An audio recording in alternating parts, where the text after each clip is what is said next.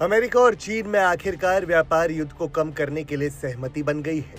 Washington और Beijing दोनों ने रेसिप्रोकल टैरिफ को कम करते हुए एक समझौते पर सहमति व्यक्त की है। दोनों देश अगले 90 दिनों के लिए एक दूसरे पर लगाए गए रेसिप्रोकल टैरिफ को 115% कम करेंगे। चूंकि अमेरिका ने अब तक चीन से आने वाले सामानों पर 145% का टैरिफ लगा रखा था, वो अब 90 दिनों के लिए कम होकर 30% ही रह जाएगा।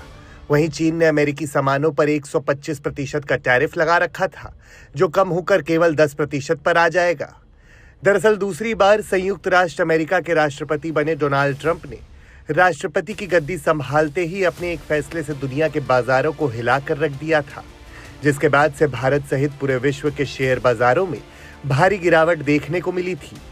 ऐसा इसलिए क्योंकि ट्रंप ने अमेरिका के व्यापार घाटे को कम करने के लिए अमेरिका में निर्यात कर रहे लगभग सभी देशों पर भारी ट्रेड टैरिफ यानी व्यापार शुल्क लगाया था, जिसमें चीन भी शामिल था।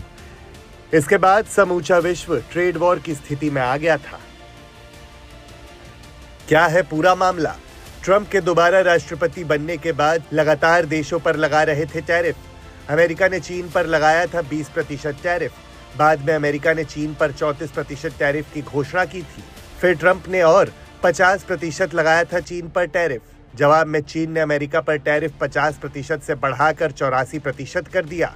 फिर अमेरिका ने एक बार टैरिफ बढ़ाकर 145% कर दिया था। हालांकि अब व्हाइट हाउस ने खुद इस बात की जानकारी दी है कि अमेरिका और चीन के बीच ट्रेड डील साइन हो गई है।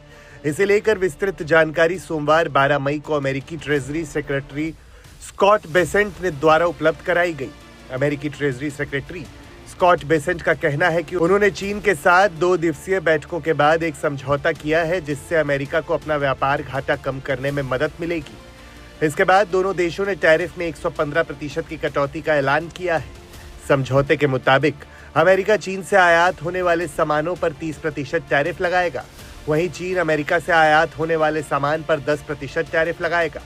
दोनों देशों में यह समझौता फिलहाल 90 दिनों के लिए हुआ है। स्कॉट बेसेंट का कहना था कि यह समझौता अमेरिका के एक